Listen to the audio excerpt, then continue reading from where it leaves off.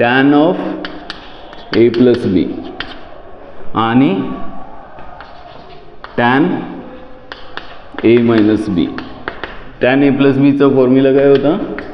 Tan A plus tan B upon 1 minus tan A into tan बी. आणि tan A minus बीचा formula tan A minus tan B upon 1 plus tan A into tan बी. हे का बघतोय आपण?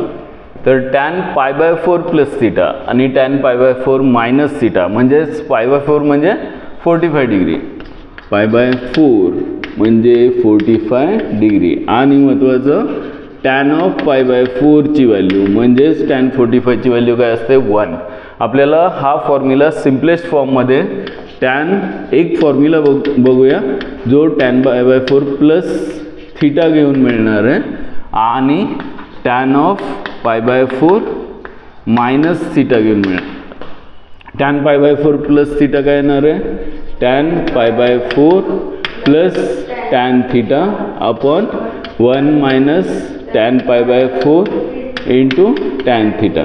आणि याच्यामध्ये tan π/4 ची व्हॅल्यू 1 असल्यामुळे हे पार्ट 1 येईल आणि 1 मल्टिप्लाय बाय टॅन थिटा म्हणजे टॅन थिटा येईल.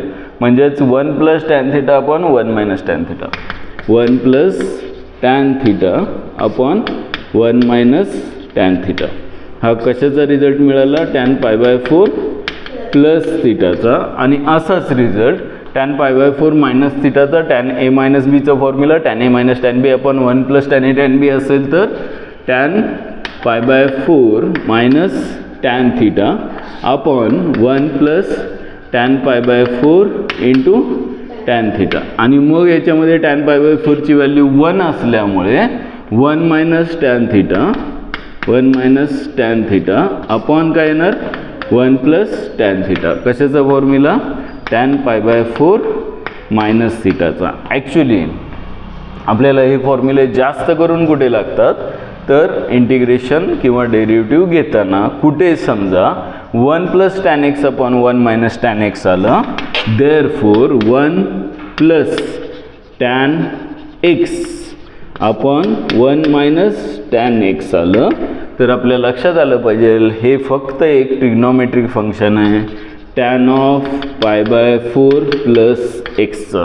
तसंच आपल्याकडे जर 1 मायनस टॅन एक्स आपण 1 प्लस टॅन एक्स असं काहीतरी क्वेश्चनमध्ये येत असेल पार्ट, सोल्युशन सॉल्व करताना 1 minus tan x upon 1 plus tan x, तर तिथे आपल्या लक्षात आलं पाहिजे हा जो रिझल्ट आहे तो पुढे जाऊन आपण कुठल्या फॉर्ममध्ये आणू शकतो? Tan π/4 minus x.